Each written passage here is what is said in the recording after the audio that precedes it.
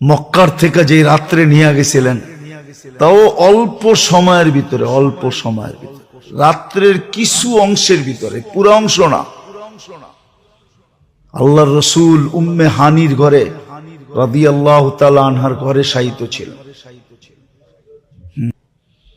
জিবরিল আলাইহিস সালাম ওইখান থেকে এসে উঠাইছেন, ঘরের দরজা দিয়া ঢোকেন নাই, ছাদ ফাইটা গেছে, ওটা দিয়ে ঢুকছেন। প্রথমে ইঙ্গিত দিছেন কেন কি আশ্চর্য কিছু ঘটতে চলছে, স্বাভাবিক না অস্বাভাবিক কিছু ঘটতে চলছে। স্বাভাবিক তো হলো দরজা দিয়া ঢুকা, ছাদ দিয়া ঢুকা, এটা কি?